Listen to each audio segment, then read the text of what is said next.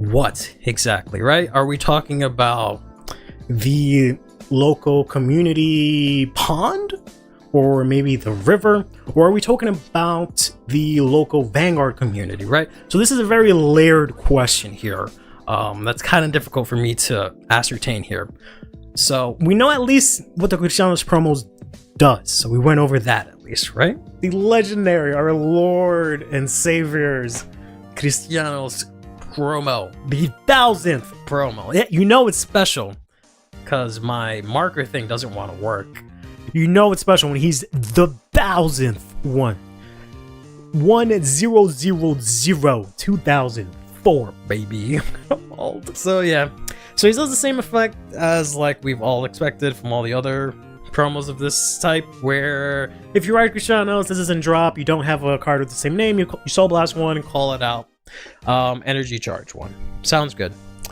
Then it says, at the end of the battle that you boosted a unit with Severin in his card name, choose any number of your cards from your drop other than heal or over triggers, with different grades from each other. And if you did 3 or more, you put this into your soul and shuffle your deck. So just so I'm clear on the way this is worded, this specifically says you have to choose 3 in order to put them back into your deck. Like if I choose 2 cards, I just choose 2 cards and fucking nothing happens, right? Like I have to choose 3. I thought it was I could choose like 2 and it goes back. But now that I'm seeing how this is worded, it says if you chose 3 or more, then you put them back into the deck and shuffle.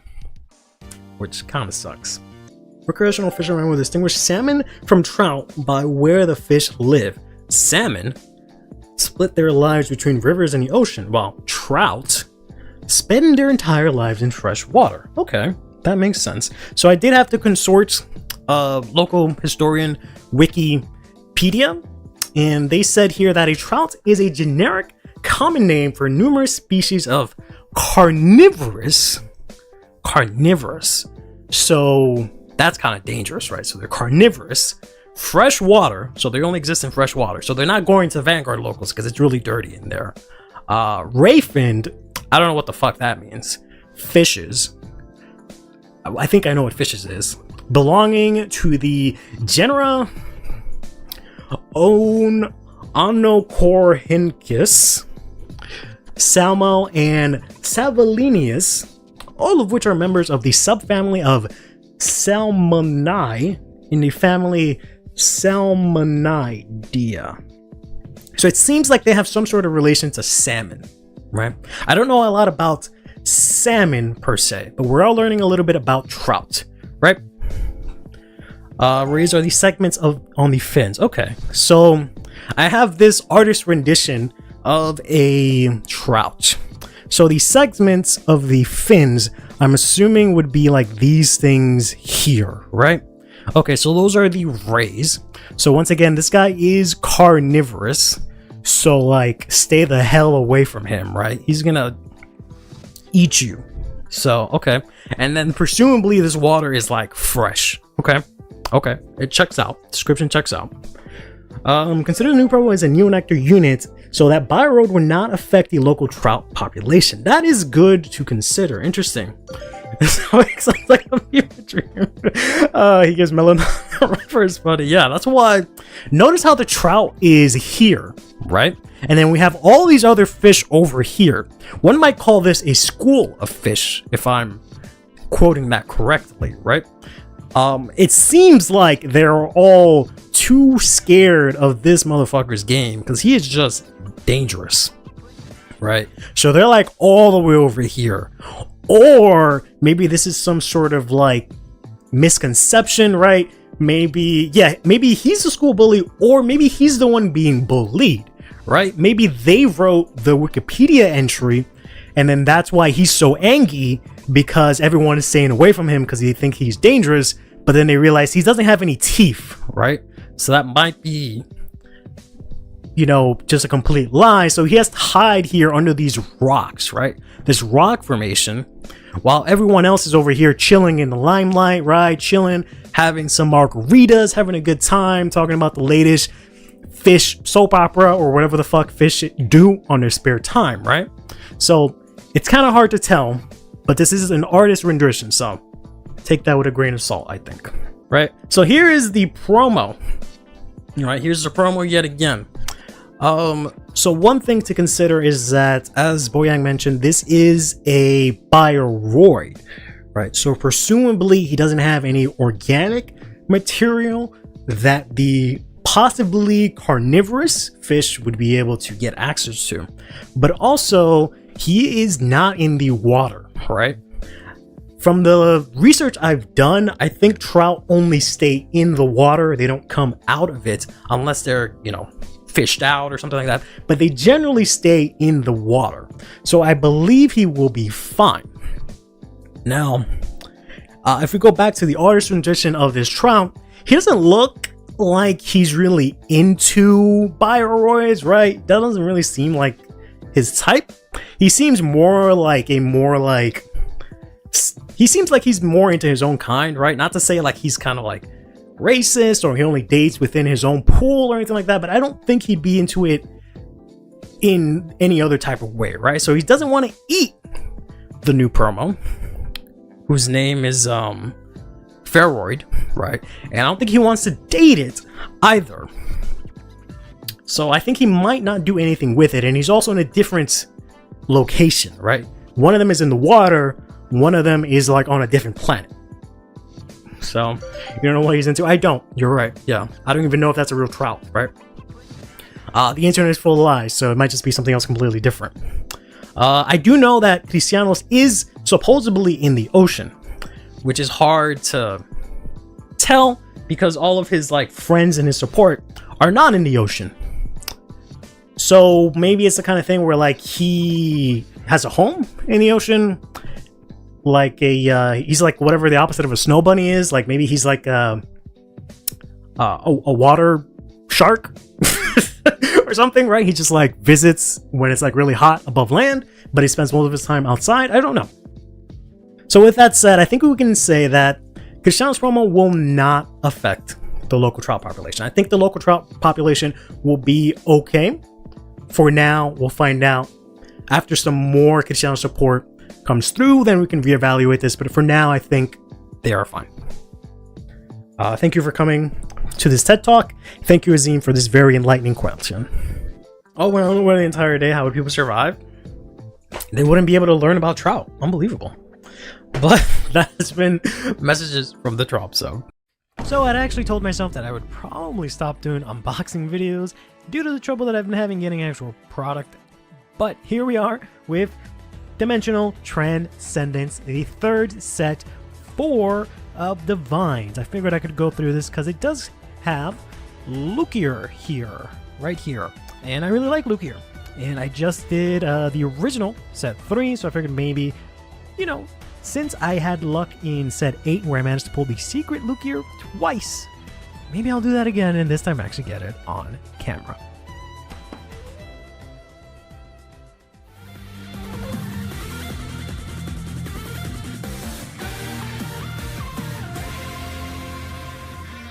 So Lukier side, there's also a lot of cool stuff in this set. So we have another encounter in Dayusha. We have another Craycross Epic unit, sort of, here in the Molderin. We have a Youthquake deck in Koto Blaze. And we have arguably the best deck in the format right now, Shoujo Doji. Then we have ourselves a new Arkwreck, that's also really good. And Stoiraha and Sacrifice Glass, which aren't seen as well competitively, but are also very cool and interesting decks. This is from the Craycross Epic story, and this is from the Youthquake manga. So let's go ahead and open this up. We do not get box toppers this time around. So we had a good streak since I want to say like set 9 or 10, where we're constantly getting box toppers, and I broke the box. There we go. It's been a while since I broke a box, but there we go. So we don't have any box toppers this time around. You do get promo box toppers, packs, I should say specifically, promo packs if you buy this at a store, and they'll give you hollow versions of the PR packs that we got for set 13. So the joke is that we bullied and memed And I guess cyberbullied Bushiro to not give us PR packs and instead only make those the buy-in promos, which is kind of whatever because it's the same packs we had before. But we got ourselves here a bunch of packs here. The pack design is pretty cool. Of course, we've yet to get anything as cool as set 5, which had the multiple designs on the packs, which kind of sucks because these all have like really cool decks. So it would have been cool to have different packs for them. But we'll jump into this and see what we've got ourselves here. So, got ourselves here the Storaha cards, which are really interesting because they're orders. You can use 2 of them in one turn. Got the Undercover Starter. We got these really dumb cyclers for every single nation. Lyrical is not included in this set, by the way. It's just the original, I guess the original 5 or the first 5 here. But we've got these starters, or sorry, these cyclers that are all 8K grade 2s that all say if your Vanguard is less than your opponent's Vanguard, or you have 4 more cards in damage, then they finally get 5K attack and shield. Very frustrating because they're not very good and not very playable. Could have been something better. We got the new best starter in Starkea here in Banana. And then we're going to get ourselves a rare in the Misty Arc Poor Curhail here, which is a really good card for Misty Arc because it counts as 2 units when you count Misty Arc units, and it can also get 10k battle, not 10k battle, 10k power.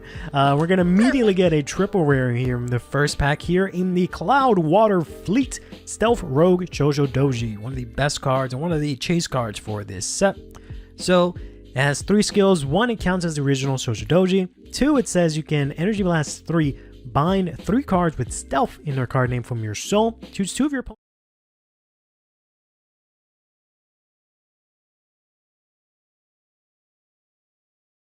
Stand up, Vanguard. Bait Rewinder. 1, 2, 3. Oh god, it's the tree. Alright. Draw the turn. I'm gonna discard my critical trigger. Ride Novice Rewinder. Chrono. I get energy at 0. Activate skill. I reveal the grade 3 from my right deck. And I get to add a retry eye from my deck then. Not gonna lie, I don't know any of your cards so well.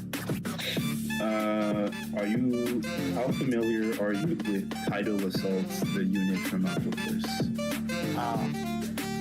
Yesent? Okay.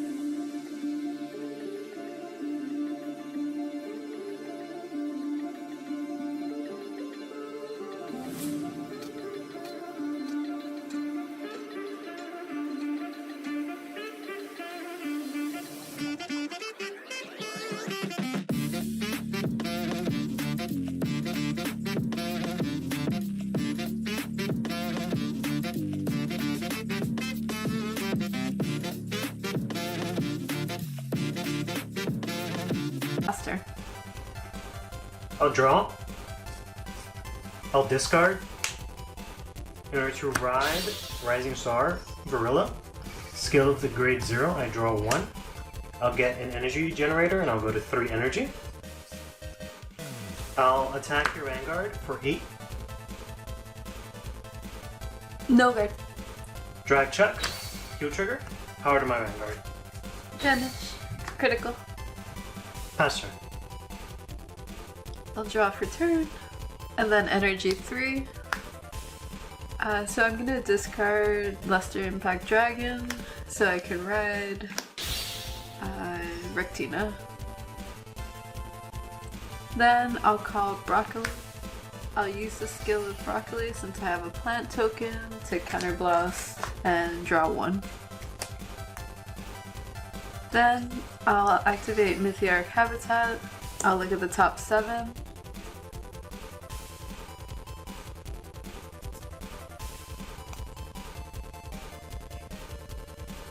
I'm gonna grab Rosarium Fairy, and I'll call it here.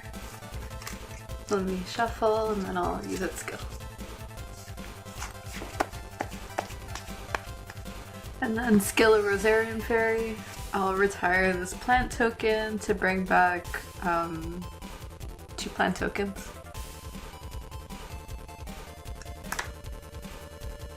And then I'll switch the Rosarium Fairy with the plant token. Also, Broccoli gets 5k since I have a plant token out. So I'll swing with Broccoli. This is going to be 15 to your Vanguard. No guard. Damage check. Draw trigger. My Vanguard gets an additional 10k power, and I draw 1. So then I'll swing with Rectina, boosted by the plant token. This is 15 to your Vanguard. No guard. Check. No trigger. And then pass turn. I'll stand and draw and get 3 energy. I use the skill of my Vanguard. When I were to ride, I can Soul Blast 1 instead of discarding to ride into Shooting Star Gorilla.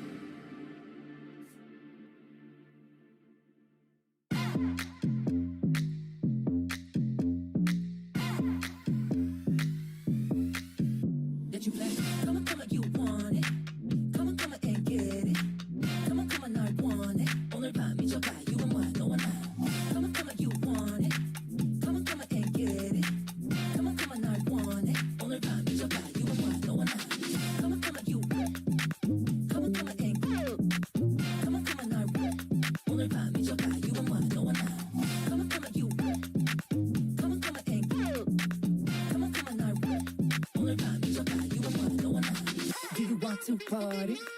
Who it up, she baby? I won't tell nobody. 내가 널 지켜줄게 however you want it, my dear. Do you want to party? Who it up, she baby? I won't tell nobody. 내가 널 지켜줄게 however you want it, my dear.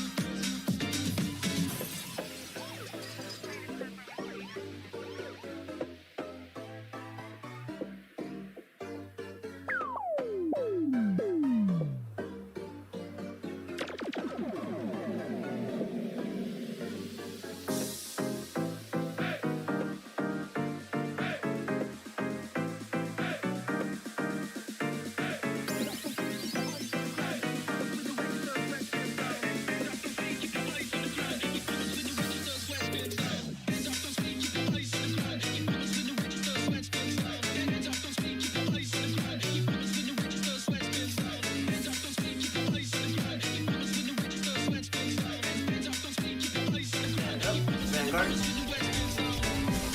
I'll drop it.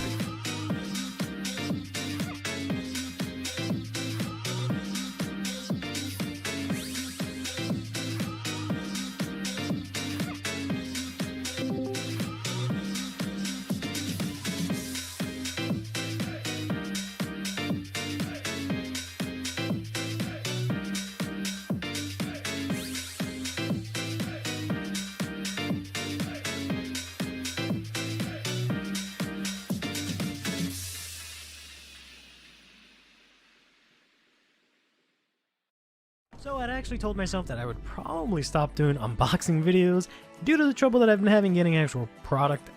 But here we are with Dimensional Transcendence, the third set for the Vines. I figured I could go through this because it does have Lukier here, right here. And I really like Lukier. And I just did the original set 3, so I figured maybe, you know, since I had luck in set 8 where I managed to pull the secret Lukier twice, maybe I'll do that again and this time actually get it on camera.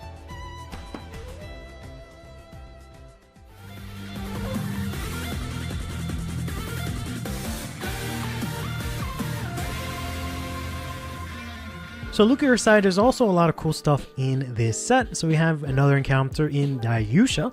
We have another Craycross Epic unit, sort of, here in the Molderin. We have a Youthquake deck in Kolto Blaze. And we have arguably the best deck in the format right now, Shoujo Doji. Then we have ourselves a new Arkwright, that's also really good. And Story Raha and Sacrifice Glass, which aren't seen as well competitively, but are also very cool and interesting decks. This is from the Craycross Epic story, and this is from the Youthquake manga. So let's go ahead and open this up. We do not get box toppers this time around. So we had a good streak since I want to say like set 9 or 10, where we're constantly getting box toppers, and I broke the box. There we go. It's been a while since I broke a box, but there we go. So we don't have any box toppers this time around. You do get promo box toppers, packs, I should say specifically, promo packs if you buy this at a store, and they'll give you hollow versions of the PR packs that we got for set 13. So the joke is that we bullied and memed and I guess cyberbullied Bushiro to not give us PR packs and instead only make those the buy-in promos, which is kind of whatever because it's the same packs we had before. But we got ourselves here a bunch of packs here. The pack design is pretty cool. Of course, we've yet to get anything as cool as set 5, which had the multiple designs on the packs, which kind of sucks because these all have like really cool decks. So it would have been cool to have different packs for them. But we'll jump into this and see what we've got ourselves here. So we got ourselves here the Storaha cards, which are really interesting because they're orders. You can use 2 of them in one turn. Got the Undercover Starter. We got these really dumb cyclers for every single nation. Lyrical is not included in this set, by the way. It's just the original, I guess the original 5 or the first 5 here. But we've got these starters, or sorry, these cyclers that are all 8K grade 2s that all say if your Vanguard is less than your opponent's Vanguard, or you have 4 more cards in damage, then they finally get 5k attack and shield. Very frustrating because they're not very good and not very playable. Could have been something better. We've got the new best starter in Starkea here in Banana. And then we're going to get ourselves a rare in the Misty Arc, Poor Curhail here, which is a really good card for Misty Arc because it counts as 2 units when you count Misty Arc units, and it can also get 10k battle, 10k power. We're going to immediately get a triple rare here in the first pack here in the Cloud Water Fleet Stealth Rogue Shoujo Doji, one of the best cards and one of the chase cards for this set. So it has 3 skills. 1, it counts as the original Shoujo Doji. 2, it says you can Energy Blast 3, bind 3 cards with Stealth in their card name from your soul. Choose 2 of your opponent's rears, bind all of those, or use specifically rearguard circles. Bind all the cards on those rearguard circles so it doesn't target. So it gets around resist or like impacts or anything like that. And then it says that your opponent chooses a card from their hand and binds it as well. At the end of the turn, of course, they put the cards that you bound back into their hand, but you have ways to bot deck that if you wanted to. But it also says when this unit attacks or is attacked, put 2 rear guards into soul, choose up to 2 cards with stealth in their card name from your bind zone, call them to the front and back row. And if it is your opponent's battle phase, call them to Guardian Circle instead. So they have the ability to guard, just like dolls as well, and call out stuff from bind zone. So this deck does a lot. It is super cool. It is really good into the Shiranui matchup because of the fact that it can like take out its rears and bind them and stuff like that. You can reuse PGs because there's a stealth PG and you can put that into your bind zone and then guard with that. You can also do that with triggers. You can do a lot. This guy is insane. Looking forward to playing it myself, actually. Let's go ahead and see if we can pull something just as cool in the remaining packs here. I had these at different like piles, but now they're all stacked together. So here's a Dark States Cycler. Here is this Brand card. He's a really cool starter for Dragon Empire. Here, the Cult of Blaze starter. Here's the Cult of Blaze grade 2.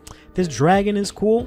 Hideous Cycler dragon that just says when it attacks, you soul charge 2, and then any triggers from those soul charge you put on the bottom of your deck, and you get 5 for each of those triggers that you attempted to soul charge, right? So it's a good way to keep triggers in deck. And we got a rare, and we got ourselves a reprint here of the Bracing Angel Ladder. This is really good because this was originally a like $70-$90 card because it was really good against Shiranui. But this essentially is a Regalis piece. You can only have 1 in deck, only use 1 in the entire fight. You play it, you draw a card, put this into soul, and your Vanguard gets 5k. And until the end of your opponent's next turn, your opponent cannot choose your rear guards and put them into a different anywhere else. They can't move any of your rear guards, so they can't bind it, put it to soul, anything. They cannot move them, and also cannot target them either. Really cool that thing is reprinted. It's not as useful now, I feel like, as it was originally, but pretty cool. Here is the grade 2 for Sacrifice Glass. She looks really pretty. Got ourselves the Dragon Empire Cycler, shows Doji card that doesn't see play. This really cute girl in Dark States. I got ourselves this robot. We got ourselves a double rare in the Repair Robo Runny here.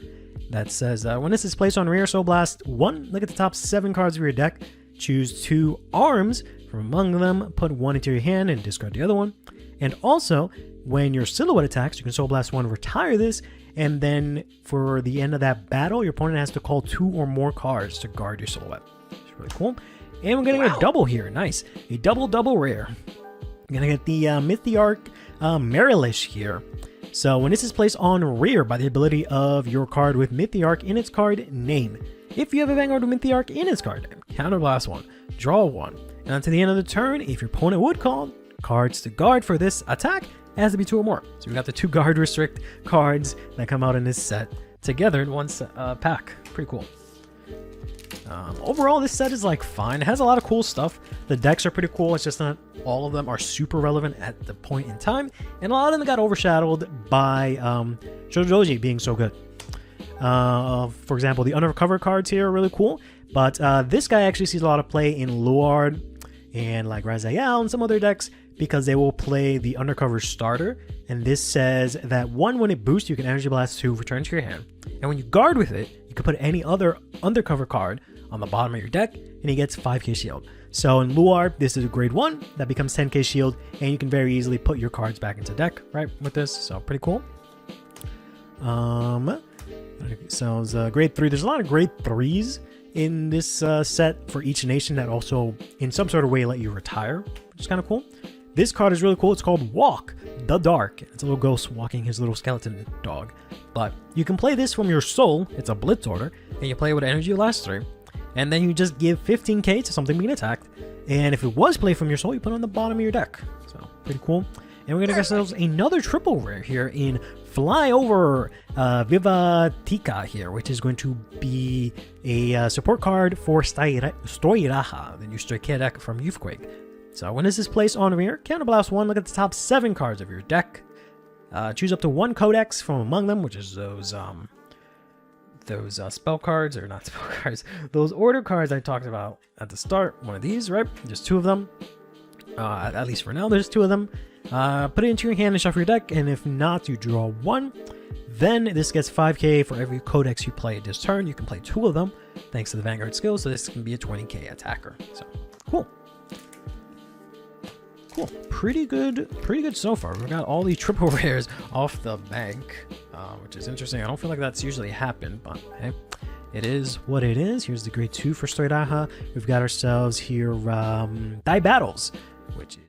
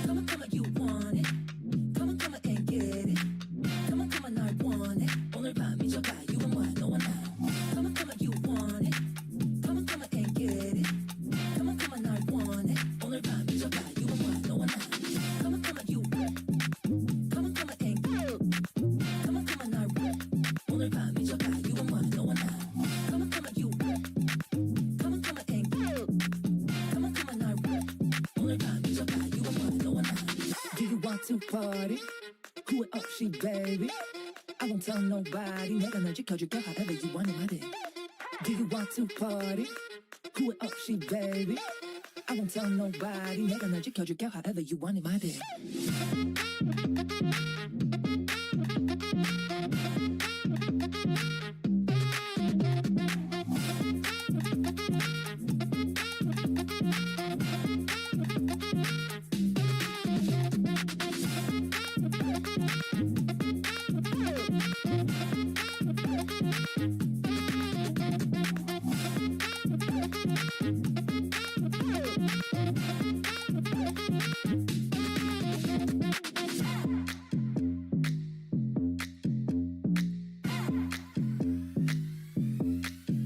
That you play. Come on, you want it.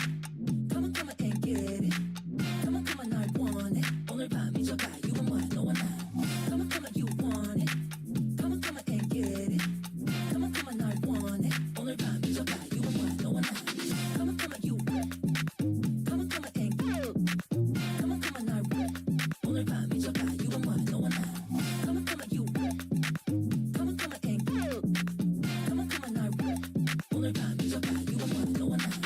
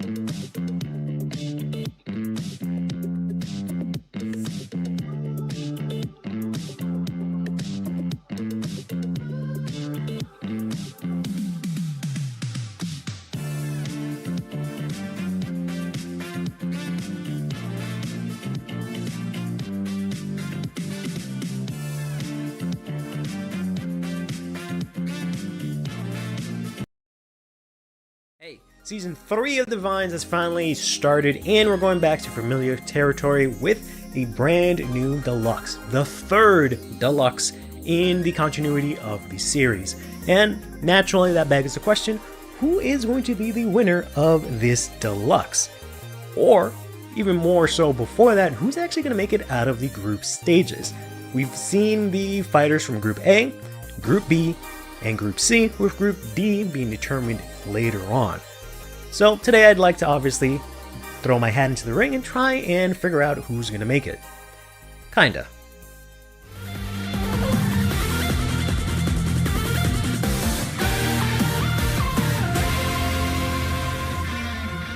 So, just to quickly sum up, maybe not as quickly as the anime did, because they went at like a breakneck speed, but just to quickly sum up the format for this tournament, we have a total of 16 fighters, and they'll be split up into 4 different groups. So that's a total of 4 groups, 4 fighters within those groups. Those 4 fighters within those groups will all fight each other. They'll have a chance to fight each person in that group at least once. Once that is finally done, once all those rounds are done, they will take the top 2 players from each group, and those will advance into a single elimination tournament. In the case of a draw, we have a lucky draw where basically if the score is tied for a group, then they'll randomly pick one of them and those will advance.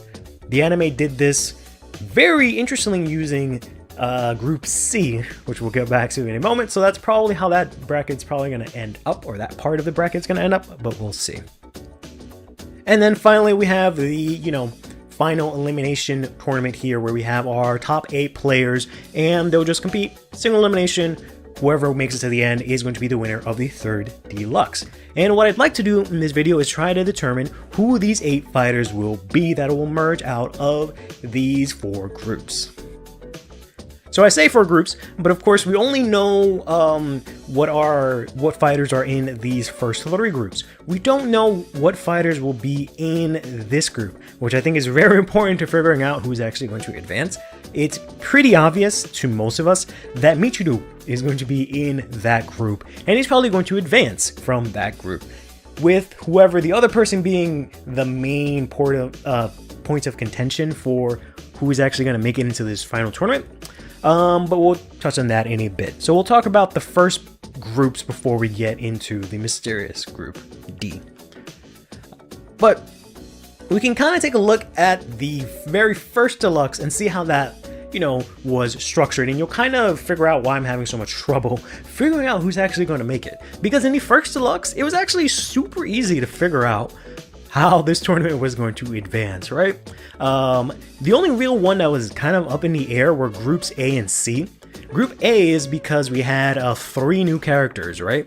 Or I should say we had 2 new characters and 1 main character, and only 2 of them can advance, so it was kind of questionable who was going to make it. And we have a similar situation, and basically the same exact situation actually, so we'll get back to that in a bit.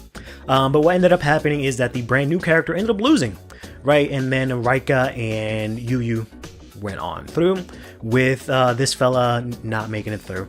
In Group B, it was pretty easy because we made up these brand new 2 characters, unfortunately playing Eugene and Barrow. They go ahead and lose, and we have ourselves Mire and Urura making it through. Group C is kind of the reverse of A, where we know Toya was going to make it, and he did. But then we had these 3 essentially jobbers that we had no idea which one of them was going to make it. But it ended up being the Lyrical Girl lost because Lyrical didn't exist at this time, and then the Flagberg guy lost because it's Flagberg, and Heroes managed to make it through, I guess because he has the new deck, right? And then Group D, it was pretty obvious that Michiru was going to advance, and we were pretty sure that Tomari was just going to end up casting or shoutcasting the tournament, so she wasn't going to make it. And then that leaves us between Megumi and Haruka. Haruka isn't going to go anywhere because Gravidia is, shadow banned from that one time the deck was good. So we were left with just Megumi and Michiru to pass on through. And at first glance, you can kind of tell this really easily. And especially as the tournament actually went on, right? We kind of easily knew what was going to happen. But they've actually done a much better job this time around. So, while we try to figure out who is going to make it of these top 2 here, we have ourselves here Group A. So this is the first group. And we've already seen one of these fights so far, as of the point of recording this, where we've seen Mire beat Gui here. right? Pretty much we're sure that GUI is not gonna make it, right? And the reason I say that is you have to put two things into consideration. A lot of people, when they look at these types of arcs in an anime, they try to do like the power scaling argument or something like that, or something of that sort, where like, oh, this deck is better than this deck, this player is better than this player, whatever. None of that matters, right? This is an anime. None of that shit really matters. What matters is the story that can be told, right? That's the key part that you have to keep in mind. What deck is better than the other deck, that really is irrelevant for the most part, right? That does not matter in this anime world. What does matter is selling product. So we know that set 7 featured both the Surfo Seed, or whatever the hell the tree is called, the new tree, and the new buff Sagra, right? So we know it features that. They'll probably get support in set 7, which will presumably cover the rest of the half of the deluxe, but they're not really featured in that set. So a lot of people think that, but what's basically is going to happen is that GUI and Mide are going to lose. I can agree that GUI is definitely going to lose, right? I don't see him going anywhere. There's really no story for him to tell, specifically in the deluxe right now. Whereas like Mide, there is a lot of things that you could do with Mide as a character. The only reason people assume these two will pass on is because, one now is she's like the brand mascot at this point. She's the merchandise seller, right? She's a very important character to the plot. Granted, the plot of this season is kind of like up in the air because there's no real cohesive thing other than that there's a tournament and that's kind of it, but there's really nothing that drives any of these characters. Most of these characters, aside from like, I would like to win the tournament, not for like any reason specifically, right? There's not like, I have to win to get my grandpa's soul or whatever. It's just, it would be cool to top this tournament, and that's kind of it, which is kind of what gives me some issues in trying to figure this out. So people expect now to make it through, and I can kind of agree with that. But then there's Erica. Erica's really interesting because she's a brand new character, technically. We have Liel on Morta, who is probably going to get a new form. We're assuming in here set 7, right? That's kind of what I'm assuming. And there's maybe some stories to tell with this character, but like at the same time, does she really need to win the deluxe? Does her advancing through the deluxe really matter a lot for her as a character? I personally don't think so. So I could see a world where she like does a good bout and then she just loses, and we actually get Now and Guri to pass through, or sorry, Now and Mide to pass through. And I feel like we have a lot of potential with Mide because Group D, this mysterious group, we know Michiru is one of them, and the other person we don't know who it is. I have the usual two guesses people are guessing is it could be Danji, who returns, who happens to be Mide's brother. It could be Yu, who finally returns, who happens to have a lot of history with Mide. They even talked about it in the fight that these two characters had, right? Or it could be a brand new character that they can introduce that will either be some sort of like that's kind of my thought really, is I've narrowed it down. I don't think Danji's coming back. I think it's going to be Yu, or it's going to be some brand new character that is going to be the ultimate plot point, or what actually pushes the plot for this season. Be it because they're a villain or because of whatever. I'm assuming that's maybe the case. Maybe not. So I'm going to go ahead and say actually that, I'm going to go with my stomach and say that, or my gut, I don't know why I said stomach, that it's actually going to be Now and Mide. A bit controversial here, but I'm going to go with that. It's probably going to be Erica, but we'll get into that in a bit.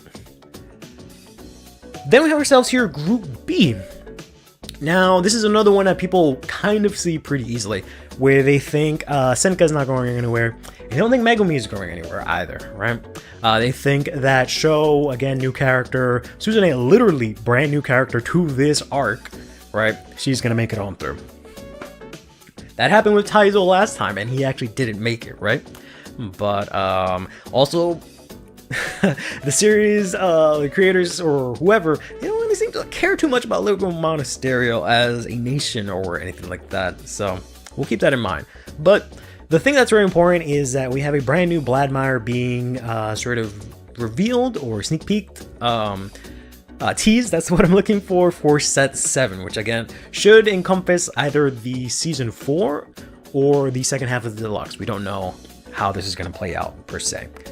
In that season, that set, we actually know we're getting a brand new Magnolia, right? Along with a new Bladmire and a new Youthberg. We'll talk about Youthberg a bit later. So, by the fact that this is a card game anime and the main thing here is to sell card games, I would be more inclined to think that, you know, Sho and Megumi actually passed through, because we got to sell that product for this brand new two new decks, right?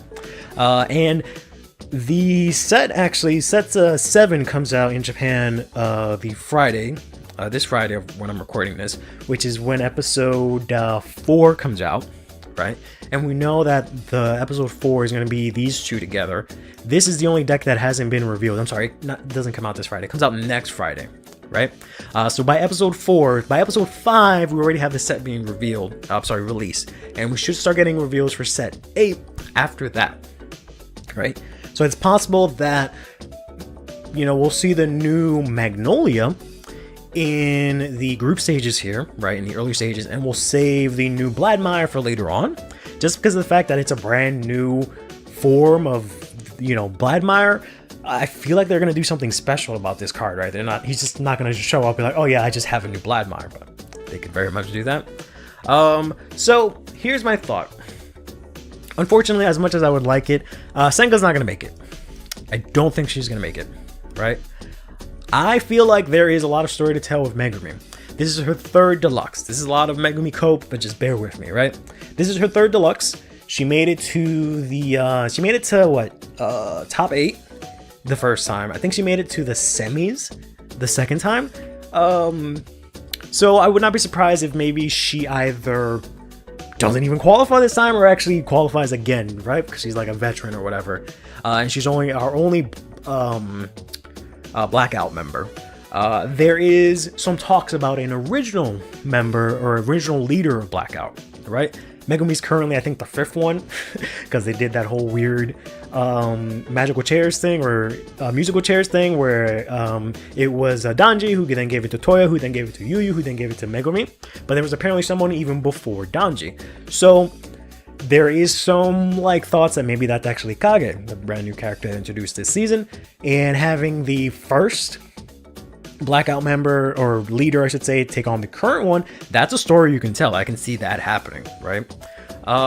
Whether it's not actually Kage and it's actually maybe this new mysterious character, that's also a story you can tell, right?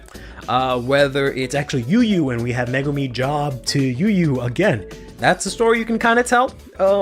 So I actually think that Sho actually doesn't really have anything he has like no skin in this game, right? He just wants to play Vanguard, and that's it.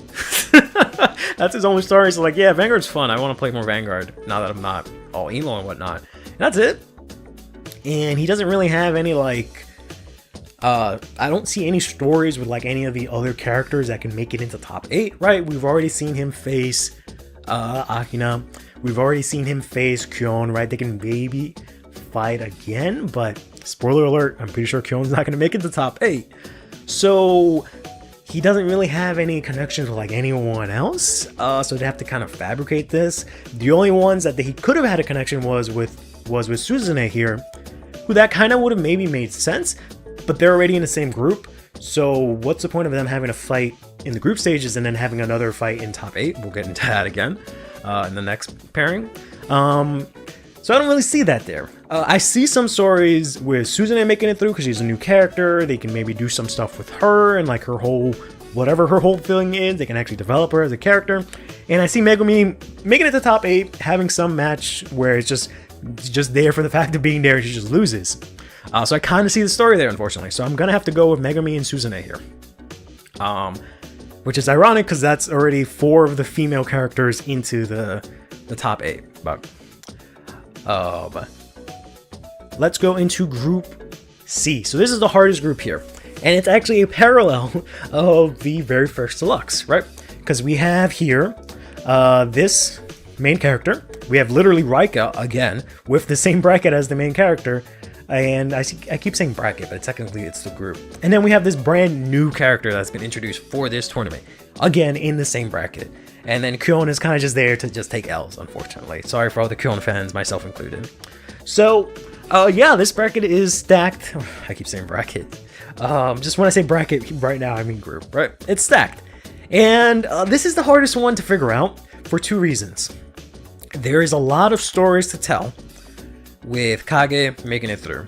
And there's a lot of stories to tell with Raika making it through, right? Because if Yu returns, there's a story there. There's a story of him versus Michiru, right? There's always been this, I don't want to say chemistry, but there's always been that connection between them. So there's a lot that can happen there. He can fight maybe Suzune, right? Because Suzune might maybe act similar to how Raika was originally. So maybe it can be kind of sort of like a mentoring kind of thing. That can maybe happen, right? Kage, I can see a match where, again, if he's supposedly the original leader of Blackout, him and Megami can have a match. He can have maybe his rematch with Akina, which again doesn't make sense because they're in the same bracket. I can see him and Michiru because he has a connection with Michiru, right? So there's a lot you can tell with these two characters making it through in the further bracket. There's not really much that you can actually do with Akina, which is the second thing. The story would have been like he gets his win over Kage, but they're in the same group here. So is he just gonna like fight Kage, beat him, and then they're gonna fight again for a third time? Which is probably what's gonna happen, right? I can see that happening. But that's kind of lame, honestly. And like the thing with like Akina is like throughout this entire thing, the entire thing of Dear Days, Dear Days is supposed to come out today, but it hasn't, so I have that on the brain again. Throughout the entire thing of the Vines, right? He hasn't really had a reason to play Vanguard, which is kind of what they're getting at this season, which is kind of cool. Hopefully they mature that plot point well. But he never really had a reason to get into the game. Originally, it was just the game that his sister played, and he was kind of like, yeah, that's nice or whatever. He didn't care for it. He only started playing the game because literally it was the only way to save his sister, right? Or heal her. I guess not specifically save because she wasn't like dying, or at least not to his knowledge. That's the only reason he got into the game and got to the point where he is. And he's never actually played the game, or aside from like a few matches where it wasn't like a life or death thing, right? That was all season 1 was, and that was all season 2 was, right? He's maybe played a few games in between there where it's just like, oh yeah, I like playing this with my friends and all. But playing for life or death and playing with your friends is not the same thing as winning the tournament, right? I don't really see personally the story of just, okay, I don't know my reason to play this game, so I'm just gonna win this tournament. Right? Like there's a story, I'm sure there's a story you can tell there, but I'm just not seeing it, and like I don't think it needs to go that way, right? I feel like there's more to be shown by Akina maybe losing, maybe doing something else outside of this deluxe, right? There's maybe more where just him being in the deluxe, like I don't know, right? Like I just don't see the story there. But this is the one where we're assuming the lucky draw is gonna happen. I'm assuming that he's just not gonna make it. Kyomi's just not gonna make it. Akina, I'm assuming just because Bushiroad's boring and they have to have the main character, he's gonna make it through. And then I just don't know what to do with these two, right? Honestly, Raika, he made it to the he made it second place in the first deluxe, and then he made it first place in his second deluxe. So maybe he just doesn't even fucking qualify this time, even though again they have that whole thing where they could do something with Michiru, but the only way that any of that can happen is if Akina just doesn't make it. Which I think would be really interesting if they actually do something like that, but I don't have faith that Bushiroad will not put their main character in the spotlight. So I'm assuming it's either going to be Akina and Kage or Akina and Raika. Because Kage is another one who, like, there is some value in him passing through, maybe even making it far, right? But they can very easily just not do that. Just because he's been like out of the spotlight for so long. He can do the whole Taizo thing where he like can like be the new character that gets introduced and just gets bodied and doesn't actually advance. Raika has like the seniority, right? There's a lot of interesting stories. Again, he can fight Suzune, he can fight Yu if he comes back, he can fight Michiru finally, we can see that. I feel like that's really a big one, right? I feel like they're really gonna press that this season. So I actually think that's gonna be this, right? I think it's gonna be these two that pass on. I think these three will have a tie score, or these two will have a tie score, and then Akina just Divine, Miracle, Raziel, main character, gets put through. I feel like it should be Kage and Raika. I feel like that gives you the most interesting story to tell, and it gives you room for Akina to develop other than just like, I'm main character, I win.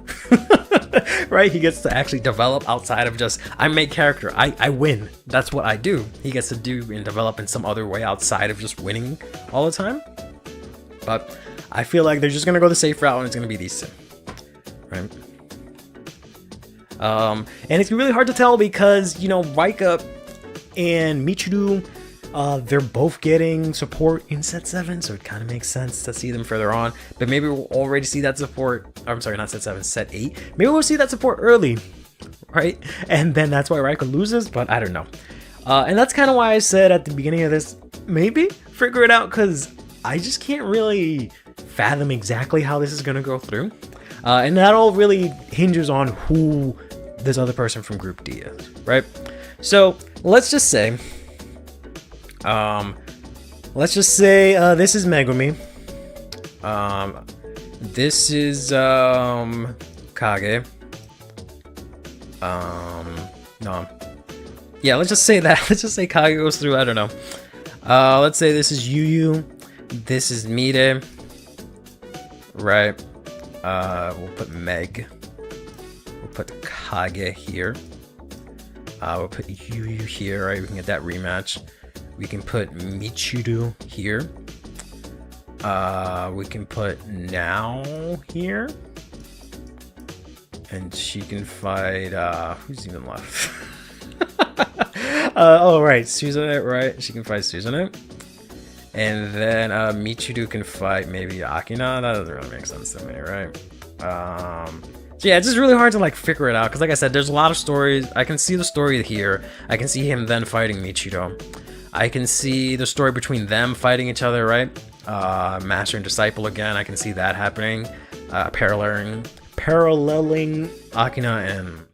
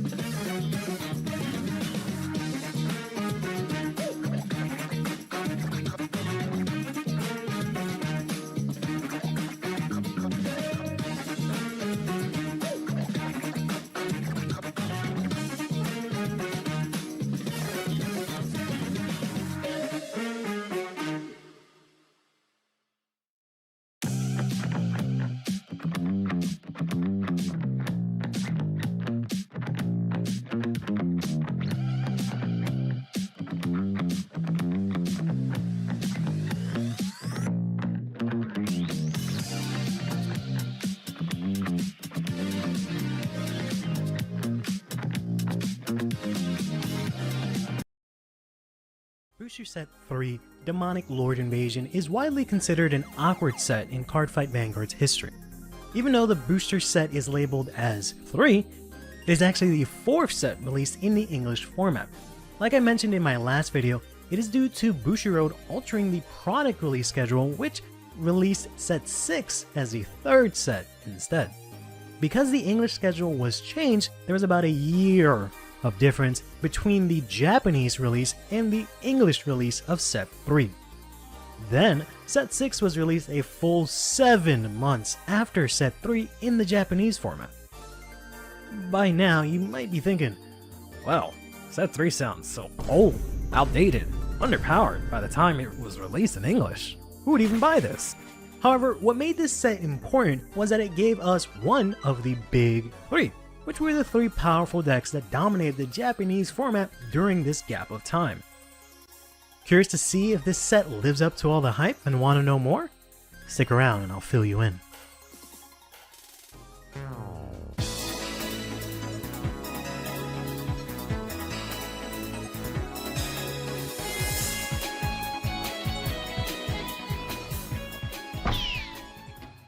This set made its English debut on August 11, 2012, featuring a total of 82 unique cards. This set also continued a similar pattern from the past set, where Bushiroad included cards to the English version previously released as promos in Japan. For this set, it was just 2 cards, Circle Magus for Oracle Think Tank, and Bloody Calf for Dark Irregulars. Overall, this set supported a whopping 8 clans: Royal Paladin, Oracle Think Tank, Kagero, Nova Grappler, Dachikaze, Dark Irregulars, and 2 brand new clans making their debut, Pale Moon and Dimension Police. Dimension Police was a clan that was more Vanguard focused than Rearguard focused, as its game plan was to power up the Vanguard as much as possible. We don't get to see too much of that just yet, as they only received a total of 4 cards this set. Kagero and Nova Grappler fell in the same boat, only receiving 4 cards each. Royal Paladin and Oracle Think Tank, on the other hand, fared better, as they received 10 and 11 cards respectively. The main stars for this set were Dark Irregulars, who received 19 cards and its first wave of support since its debut back in Set 1, and Pale Moon, who received 18 cards.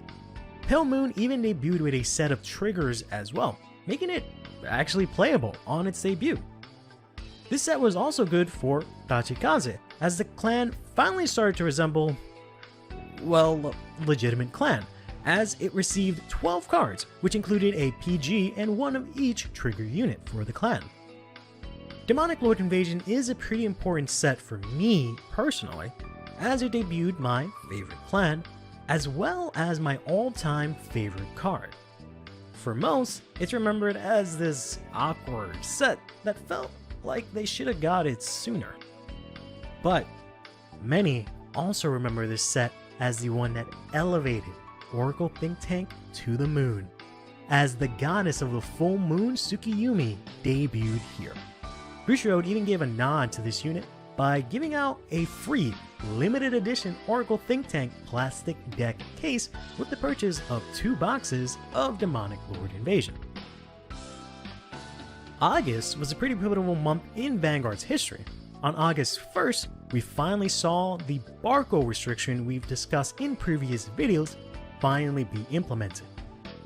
Players could no longer use Barkle as their starting Vanguard, though they could still include it in their main deck. We also had the second ever promo pack for English releasing in July, not August. But I forgot to mention it before, so we'll touch on it here. As a refresher, promo packs were packs that contained 1 card out of a possible 3 that you would typically get from playing in shop tournaments. This pack specifically included Holy Disaster Dragon from Royal Paladin, a grade 3 that allowed you to discard a card from your hand to gain an additional 5k power. Sword Emperor, Dragonic Valblade from Kagero, a grade 3 that gained 5k power if your drive check revealed a grade 3 Kagero unit. And finally, Knowledge Drunkard from Dark Regulars, a grade 2 that allowed you to put a card from your hand into Soul to draw 1 card if its attack hit a Vanguard. One of the biggest things to occur in May instead of August was the creation of the North American branch of Bushiroad USA.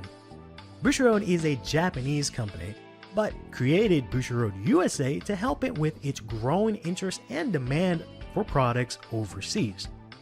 Bushiroad was very active during this period of time, appearing in many conventions and hosting events and workshops. Heck, you could even see Cardfight Vanguard banners at American Major League Baseball games. We'll discuss these events in future videos, but for now, let's break down the cards released in Demonic Lord Invasion.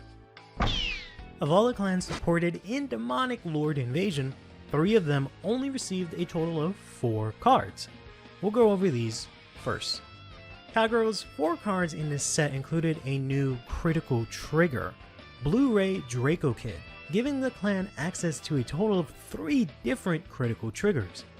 Since you could only play up to 16 triggers in your deck with a maximum of 4 of them being heal triggers and only 4 copies of each card total, this new critical trigger meant you could play 12 critical triggers and 4 heals if you wanted. Very different from today, where the standard format is limited to 8 critical triggers. They also received the grade 1 Dragon Dancer Ludris, who gained 3k power if your opponent had 2 or less rearguards, a type of requirement that we still see on cards today. There was also the grade 2 Flame Edge Dragon, who could show charge 1 if its attack hit a Vanguard. The most notable card, however, was the double rare Dual Axe Arch Dragon, a grade 3 that gained 3k power if your opponent had 2 or less rearguards. Dual Axe was popular in Kagero decks as a rearguard that could hit the magic number of 13k attack without a booster. This will become very important when fighting against Cross Rides, a simple ability that we'll talk about soon. If you remember from the previous video, the runner-up of the 2012 World Championship qualifier in France used 2 Dual Axe and 4 of the Blu-ray Draco Kid in their list. I also have this list here, which was submitted to me by a player that was playing at this time. You can actually see all 4 of the cards we just discussed in this list. With that said, this set mainly provided Kagura with a new critical trigger and the dual axe to use against cross rides, but did not really change how the deck was built or played since the last time we covered it. Nova Grappler's 4 cards included Cannonball, the clan's 5th stand trigger. This meant that Nova Grappler players could play 16 stands as their entire trigger lineup if they wanted to, and still have an extra left over. However, they didn't need to max out their stand triggers because this set gave them the Deaf Army cards. Deaf Army Lady and Deaf Army Guy are a pair of grade 2 and grade 1 respectively that could restand when your Vanguard's drive check revealed a grade 3 Nova Grappler unit. Because the card didn't specify a grade for your Vanguard, this effect could be activated as early as turn 1, and could be combined with the last card they received in this set, the grade 3 Triple R, Ultimate Lifeform Cosmolord. Cosmolord could rest one of your Nova Grappler rear guards in order to give itself 3k power. You could use this effect as much as you wanted, as long as you still had standing Nova Grappler rear guards to rest, leading to a massive Vanguard swing. Then, you'd be able to restand those rear guards from your Vanguard, potentially checking a stand trigger or checking a grade 3 Nova Grappler for your Deaf Army card's restand skills. That said, at the time the more well-used main Vanguard for Nova Grappler was the Beast Deity Assured Dragon from the earlier set, Breaker of Limits. Players added the Deaf Army cards in their Beast Deity decks, as with their skills and Azure Dragon's skill, you could result in almost all of your rear guards restanding. You can see this in action in the list that won the 2012 Malaysian qualifiers here, where the Deaf Army cards were played at almost max copies. The Deaf Army cards provided much needed utility for the deck, as it could threaten the opponent with rear guards that could all stand in a single turn, thanks to the combination of stand triggers, the effect of Deaf Army cards, and the effect of your Azure Dragon, an effect that was not tied to Limit Break. Dimension Police debuted in this set with only 4 cards. Similar to Bermuda Triangle and Great Nature before, it was barely a debut.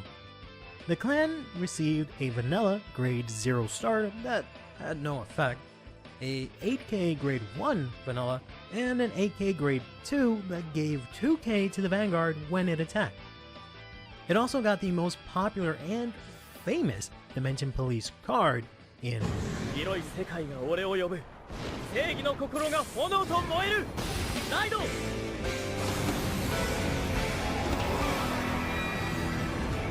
超次元ロボ大勇者 Dayusha was a grade 3 with 10k power with a single effect.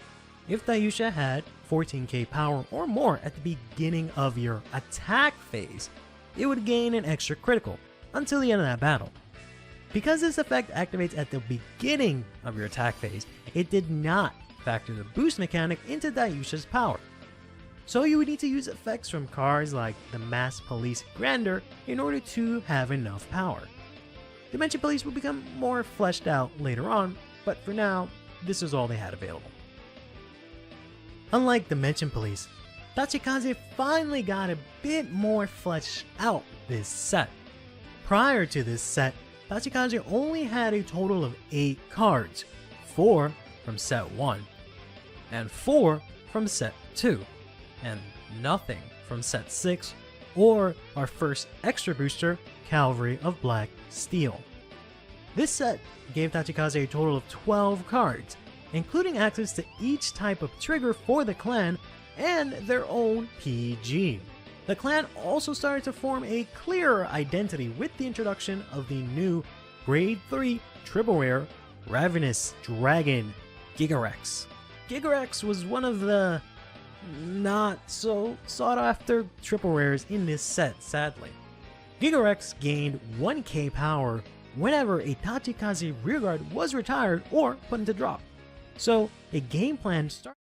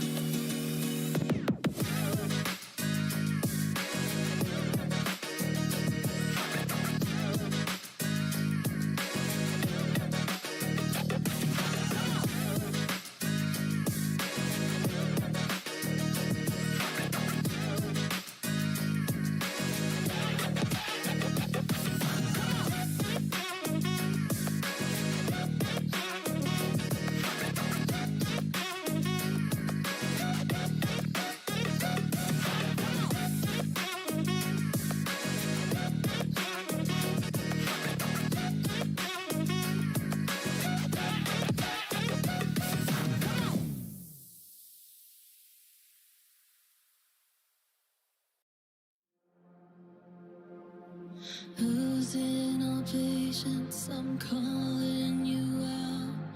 Tasting the bitterness you left in my mouth. Wasting my time and taking it back. Let you go too long, riding the wrong track.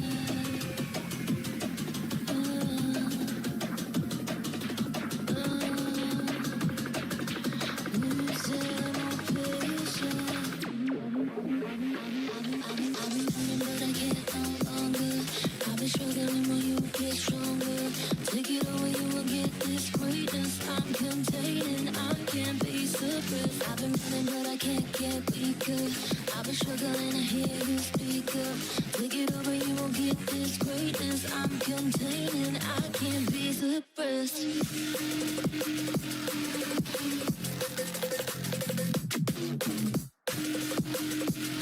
Containing, I can't be suppressed.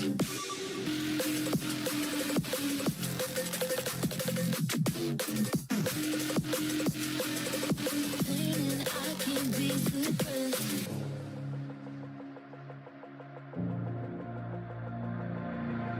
Oh, I let you down again.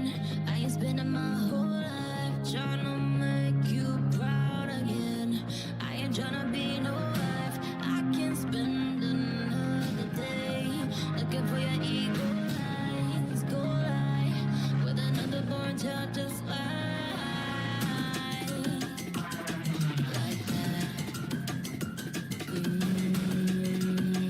Like that.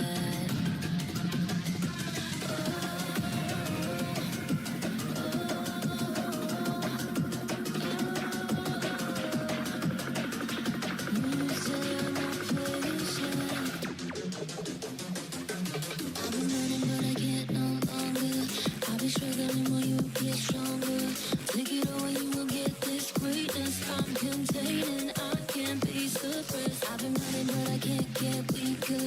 I've been struggling to hear you speak up. Take it over, you won't get this greatness. I'm containing, I can't be suppressed.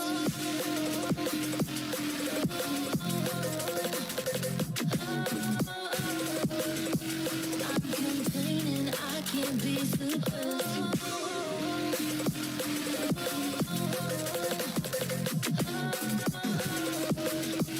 I'm containing, I can't be suppressed.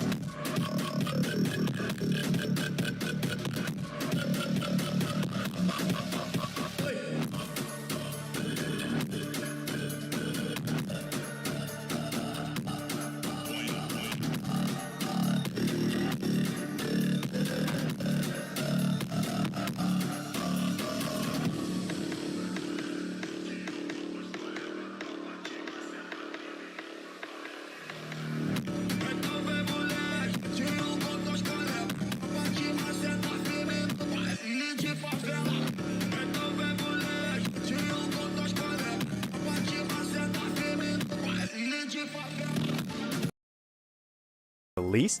Fear not, because we have the release of the first ever English extra booster in Card Fight Vanguard history, Cavalry of Black Steel. Much like the previous video, we actually got this set out of order, as this is the third ever extra booster, but it was given to us as the very first one. Originally, I was going to cover this together with the Set 6 Breaker of Limits in one big video, but I cut this out for time. The reason I wanted to cover these sets in one video is not just because they were released so closely together, but also because cards from both sets created the most used deck for the first ever Cardfight Vanguard Championships for the English format, Spectro Duke Dragon. Interested in what I'm going on about? Let me give you the deets.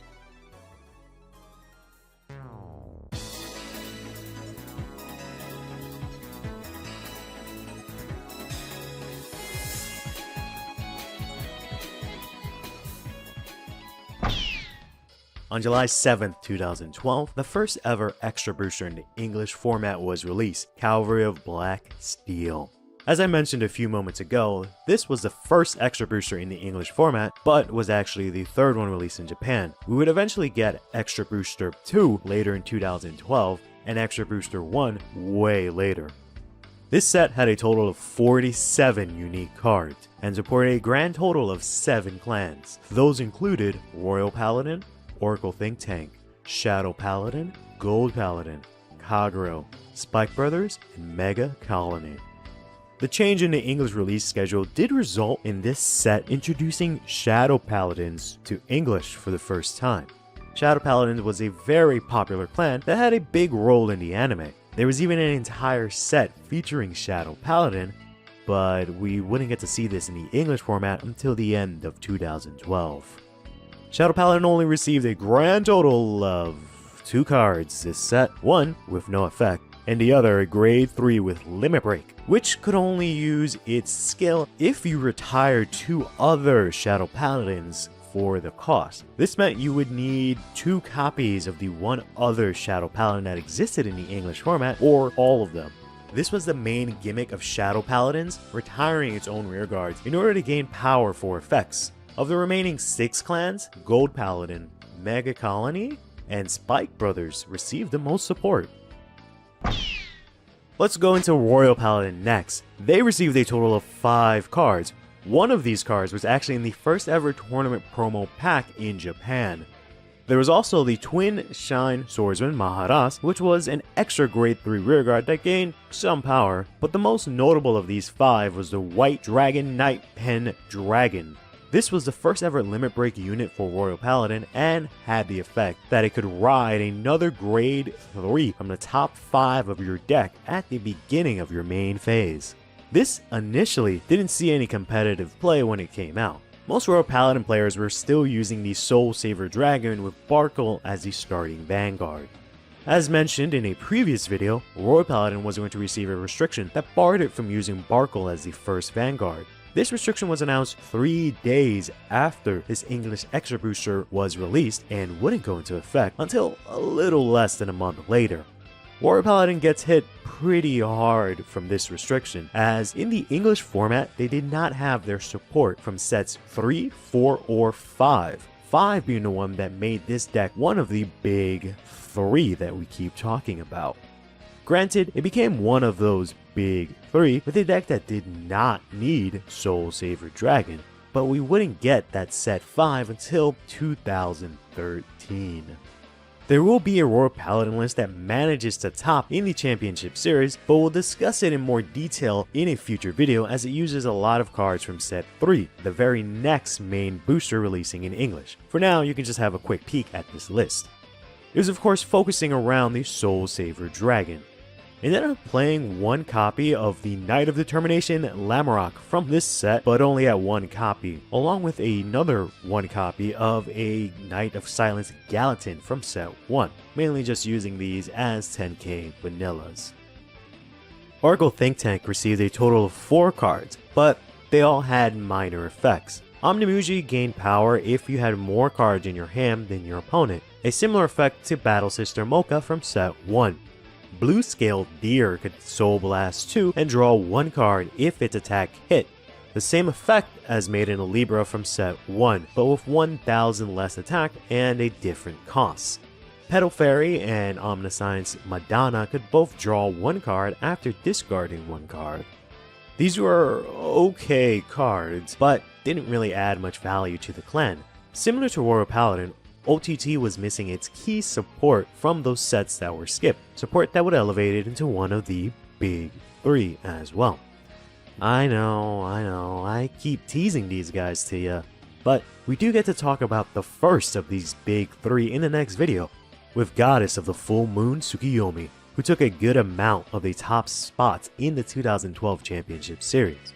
None of the 4 cards here will be widely used, aside from this one list that used one copy of Omnimuji of the Moonlit Night as essentially a 5th Battle Sister Mocha.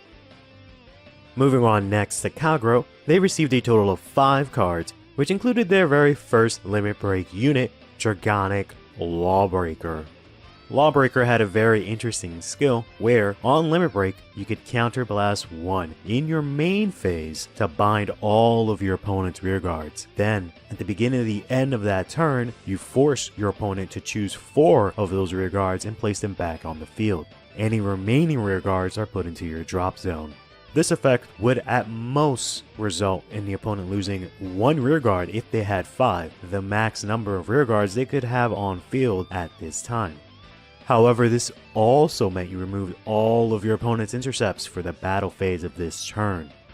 Your opponent would be forced to guard using only cards from their hand. Lawbreaker had a second effect that allowed it to gain power if your opponent had a small amount of units on field, which its Limit Break guaranteed. Kagero players did manage to make use of this card and some of the Narukami cards from set 6 to enhance their builds. Here's a list from the 2012 Championship Qualifier in France, from the runner-up William Astol. This list includes 2 cards that we'll be going over in the next video. As for the rest of the list, you can see a lot of the usual suspects. Dragonic Overlord, Gatling Claw Dragon, Conroe, Bar, Ermo, and Berserk Dragon. You can also see here that PGs are being run at 4 copies. Even though Kagero always had access to Conroe to search out a PG from the deck, this format required everyone to up their PG count in order to actually be able to guard efficiently. You also see the Hex Cannon Dragon from set 6, as well as the new Vanilla Grade 2 with 10k from this extra booster. The general game plan is to filter through your deck with Ermo and Dragon Monk Gojo, see your offensive and defensive pieces, while using your skills to control the battlefield. Or essentially the same game plan from the Goku Overlord deck we went over in the very first history video. Next we have Gold Paladin, arguably the biggest winner in this set since its support created a competitive build that had a massive turnout in the first ever 2012 Cardfight Vanguard qualifiers and was also used by the winner of the Championship Series. Gold received a total of 9 cards from this set, but the main cards were the infamous Spectral Duke Dragon and its Ride Chain cards. Spectral Duke Dragon was a card that borrowed from Shadow Paladin, with its Limit Break allowing it to retire 3 Gold Paladin rearguards and counterblasting 2 in order to restand at the end of the battle that it attacked. It would lose the Twin Drive ability, but could keep all of the power and criticals it acquired from the previous battle and do 1 more drive check this battle. Even though it loses the Twin Drive ability, any unit on the Vanguard circle can perform 1 drive check when it attacks, unless stated by another card or effect. Spectral Duke had a leg up on the only other unit that can restand on the Vanguard circle at this time, Dragonic Overlord, in that his first attack did not need to hit for the restand to trigger. Overlord's restand only worked if its attack hit, but also Spectral Duke was not once per turn. So if you had another 2 counterblasts and 3 other rearguards to retire, you could actually restand again. Here's a list from the French qualifier from Andy van den Oelent's Championship list. For the most part, this was the standard base for Spectral Duke Dragon, aside from these extra draw triggers here, which were actually from set 7. But we can go ahead and replace those with a playset of draws from set 6 and it'll have the same effect. The key cards of course being the Spectral Duke Dragon and its Ride Chain.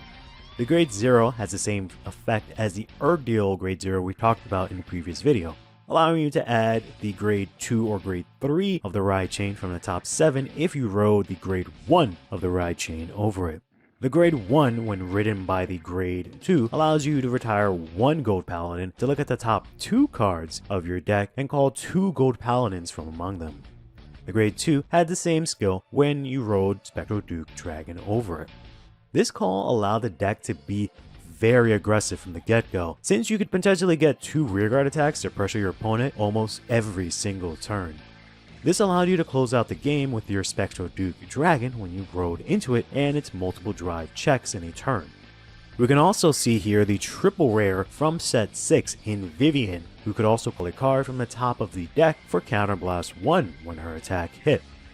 All of these effects had the wording up to, which means you had the option to call or look at less than the maximum amount, or even call none.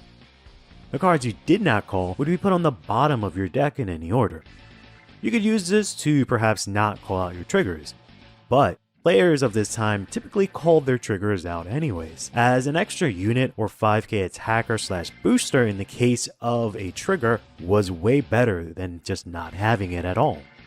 Triggers could only give 5k power when they are checked, and units that aren't triggers only had 5k shield, so adding a 5k booster to the board greatly increases how many cards your opponent will need to use to guard for that turn. The Spectral Duke Ride Chain was one of the main strengths of the deck. By giving up 1 rearguard, you can replace the rearguard and get another rearguard while not losing any cards from your hand. In addition, the next turn you'll be able to do the same thing again, slowly swarming the field while still not playing as many cards from your hand. This exchange would always result in a +1, or in other words, you would always gain 1 more card than the cost you paid to pay it.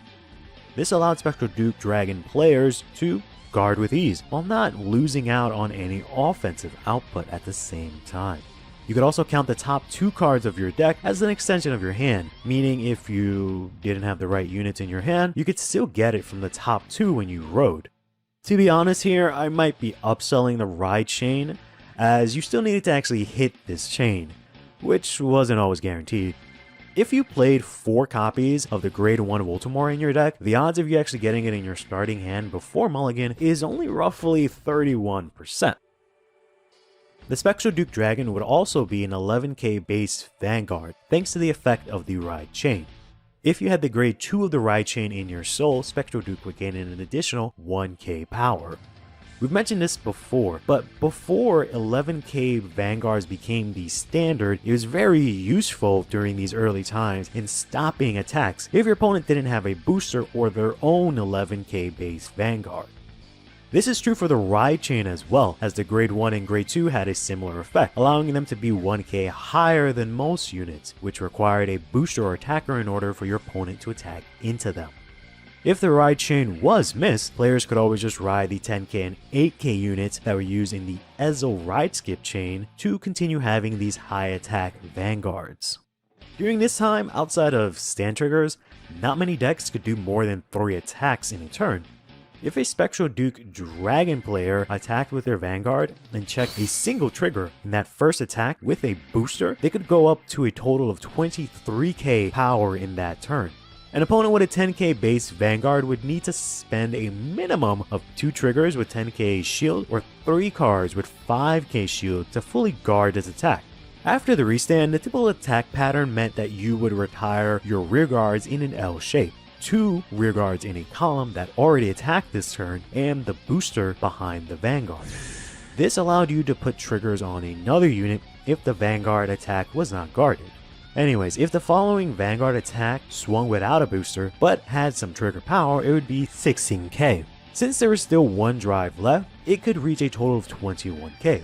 This meant that, yet again, your opponent would have to use 2 triggers with 10k shield or 3 units with 5k shield to guard this attack. That's a total of 4 to 6 cards for only 2 of these 4 attacks. Overall, Spectral Duke Dragon was very successful during this period due to how easily it could superior call from the deck, have 2 Vanguard attacks in a single battle phase, and the format not having the big 3 that was dominating in Japan. The altered product line favored Gold Paladin and Spectral Duke Dragon early on greatly, as they not only had less decks to compete with, but they also didn't have the caliber of decks that Japan had. In addition, Due to the near worldwide release of Set 6 and this extra booster, there was no months of information and deck lists from Japan for English players to study beforehand.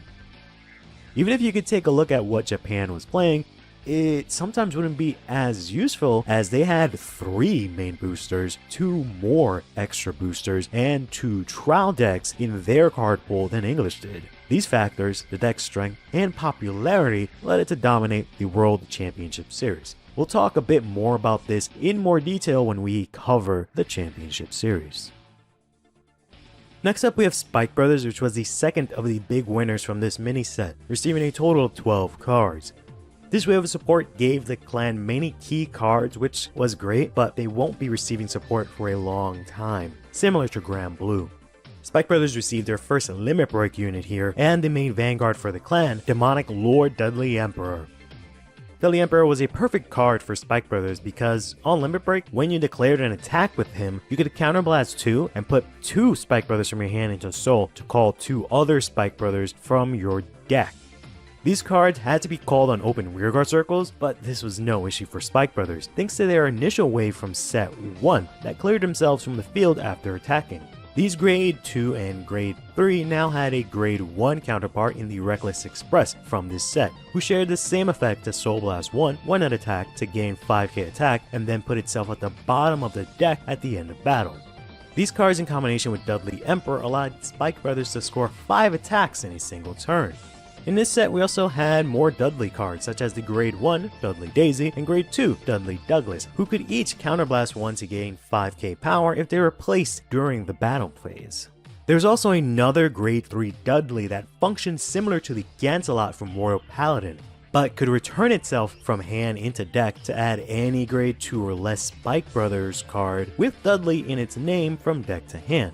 This really helped Spike Brothers gain some ride consistency. Here's a list from the 2012 Championship qualifiers in Hong Kong from the champion of that event, Muk Ki-chon. This list contains all the cards we talked about just now, and the game plan was to go into Emperor, have your combo pieces in Reckless, Bari, and or Juggernaut to clear your circles mid-battle, and then gain 2 additional attacks after that with Emperor's Limit Break. You can even call the same cards you just put back into your deck that battle phase, and use their effect to Soul Blast and gain power yet again due to the cost of Dudley Emperor putting 2 cards from your hand into Soul. Spike Brothers were a very strong deck after this extra booster, as they were one of the few clans who actually got more than 3 attacks in a turn.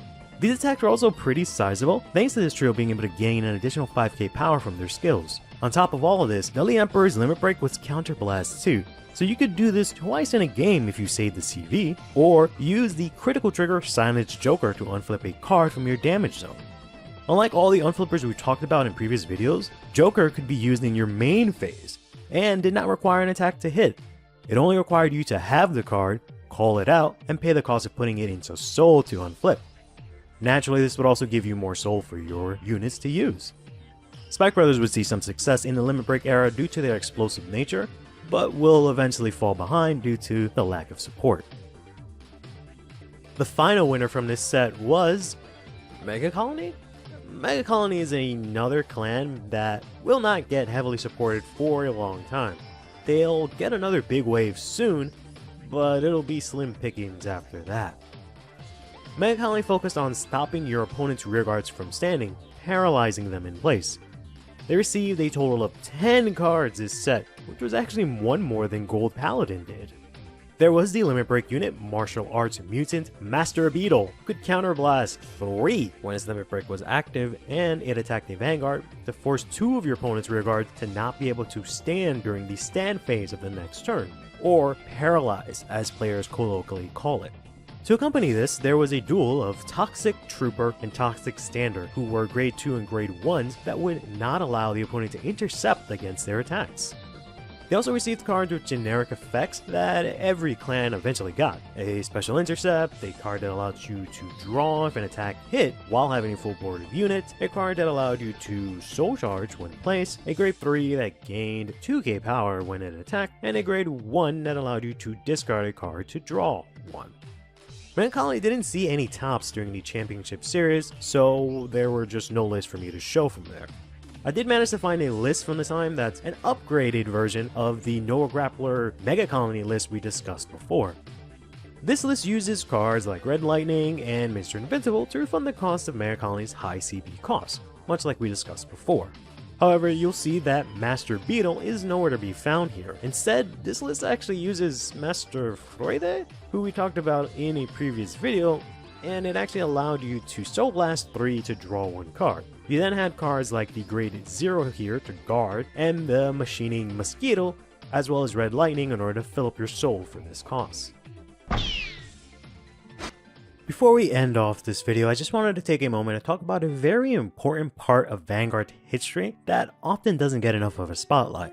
I'm talking about Card Fight Capital, which I suspect did way more for Vanguard's success during this time than many give it credit for.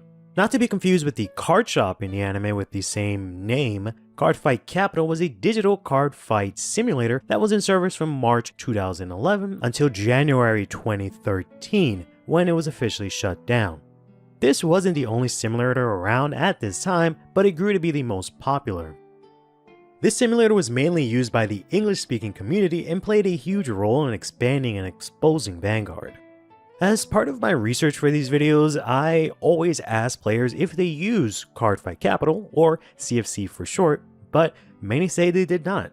I wasn't playing Vanguard around this time, so I reached out to renowned TCG historian Toya from the YouTube channel Lost Worlds to learn more about Card Fight Capital. If you don't know about him and you're interested in videos on history of Japanese TCGs similar to these, please go check out his channel. His content was the biggest inspiration for me creating these types of videos, so a huge shout out to Toya for sharing this with me. Starting off with CFC's early days, Toya shared the following. The program was originally published in March 2011, shortly after the first booster set and trial deck launched in Japan. It was created by Devourer of Souls, who previously created Duel Monsters Expert. The program was one of many hosted on Beyond, a website and service for easily setting up online games. Small side note, but for those who don't know, Duel Monsters Experts is a game in Beyond to play Yu-Gi-Oh! Digitally. I actually think I played it in some point in my life. Anyway, Toya went on to say, It started out very small and grew into the most played game on Beyond for a while.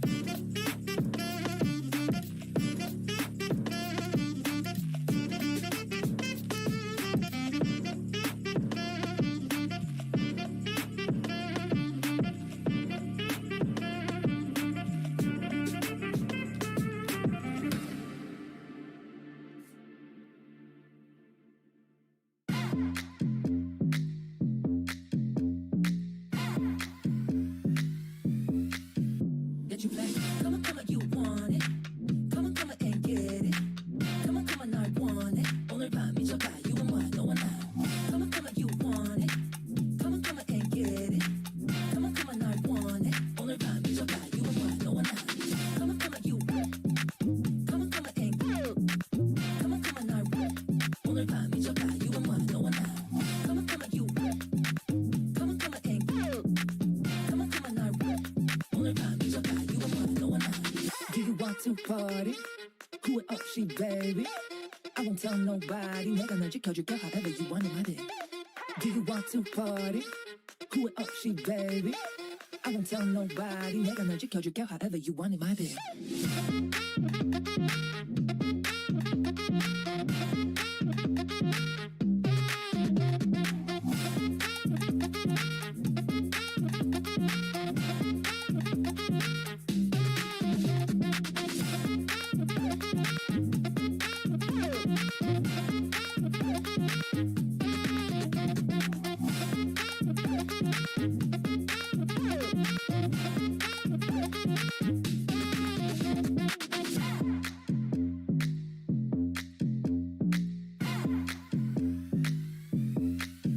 That you play. Come on, you want it. Come on and get it. Come on, I want it. 오늘 밤 미쳐가, you and what, no one else. Come on, you want it. Come and get it. Come on, I want it. 오늘 밤 미쳐가, you and what, no one else. Come on, you. Come and get it. Come on, I want it. 오늘 밤 미쳐가, you and what, no one else. Come on, you. Come and get it. Come on, I want it. 오늘 밤 미쳐가, you and what.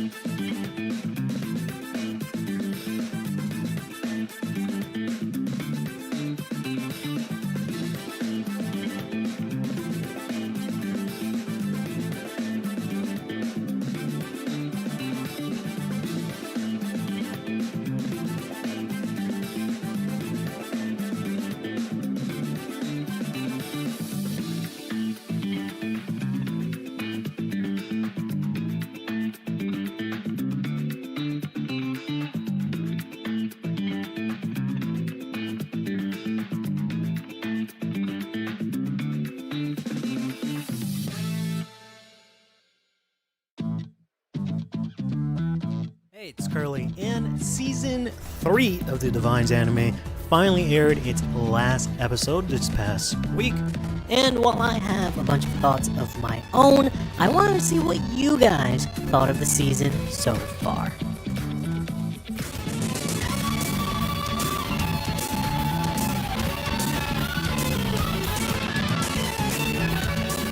So, first off, we have episode 1, which was a bit of a weird one, because some people actually saw this on the strategy presentation where they aired the entire episode. Of course, it's a Japanese strategy presentation, so there was no English subs. A lot of you had to just make do with different flights. Translations, live translations of the episode.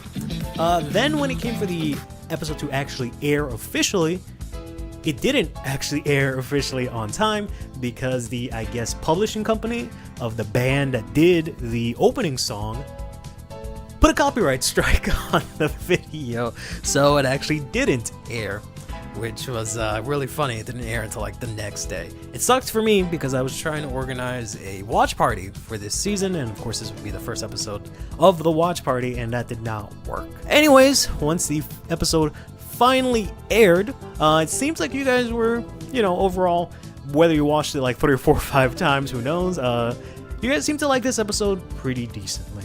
Then, sort of a continuation of episode 1, we saw there basically just setting up the deluxe and then setting up a fight between Kagetsu, the new character, who happens to be Nao's master, and then Akina. And this episode 2 was actually just the actual fight and then completing the setup for the deluxe. And you guys seem to like this one pretty decently as well. Makes sense. They were pretty decent episodes in terms of setting up what the rest of the season is going to be. Then, here's where things start getting interesting, because in episode 3, we had the first fight of the actual deluxe. And what I did is that before every episode, I would put up a poll, trying to get you guys to predict who would win the fight based on which fight was going to happen, thanks to the preview from the previous fight. And I tried to do these, later on I got it a little bit better, but I tried to do these before the episode aired, like on Thursdays in the morning. This one I aired, this one I put up like a little bit before the episode aired.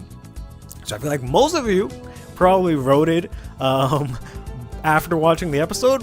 All that to say is only the real ones were here before the episode aired. That said, for the actual episode itself, I think this is the episode that you guys like the most. Giving you like an 84%. I won't do crazy statistics and base it on the number of votes, but just in terms of percentage, this seemed to be the episode that you guys liked the most, which is fair. It was a very good, strong, solid episode. Media had a good showing. You got to see the tree for people that like trees, but Sagra looked great, and everything looked pretty good this episode, right? So can't say I disagree. Then we had the controversial, I want to say, episode 4, right? And this one was going to have Suzune, the brand new character, and Senka. So, most of you voted for Suzune, which I did look at these polls generally before the episode aired, so I have a good understanding of how it was before the episode and after the episode. People, whatever reason, want to come in and vote after that, right? Or they just see it afterwards. And understandably, Senka was a bit of the underdog here. Mainly because a thread that we're going to see throughout the entire season basically is, well, we got to showcase this new deck, right? So the new deck kind of has priority over the older deck. And that ended up being kind of the case with Suzune showing off her new deck, Artisaria, which unveiled the lock mechanic coming to Lyrical Monasterio, much to the Vanguard community's complete meltdown. Which may be why some of you didn't like this episode as much, but still nothing too crazy, with a lot of people just not liking that lock was back. Some people liking that lock was back. Some people thinking that lock was gonna end all of Vanguard again. Some people just hating women and upset that they have to deal with Lyrical Monasterio having their favorite mechanic.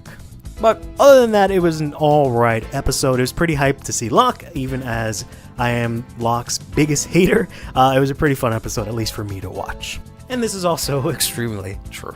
Then we have ourselves here the very sort of tipping point, I feel like, for the season for most people, where we had Kyon versus Akina, a fight that we did not get last season, and we felt that the entire season would have ended up being, but they actually threw a curveball at us that last season, right? So here we actually get that fated showdown between the fated king and the destined king, with the vast majority of you thinking Akina was going to win, and that ended up being the case, with Kyon putting up a decent fight, but not being able to get the dub. And most of you, liked this episode pretty decently. I think it was a fair enough episode aside from Kyon losing, but overall I think it was pretty well constructed. It is ironically two of the best decks in that format at the time, minus, I guess, if you consider it set 6 and not set 7, considering set 7 wasn't out, but whatever. It was a good episode, it's fun to watch, and two characters are always good to see on screen. Though it is kind of silly how Kyon just refuses to use one of his best cards. Then, this one was the one that you guys were the most split on, I think. This one and a future one. Because next, for episode, I believe, 6, we had Now versus Erica. Two very, very popular characters for many players, and you guys were like almost split down the middle. I think before the episode aired, it was a lot closer. It was like 53 to now or something like that. But yeah, this one was a bit of a controversial one, I guess.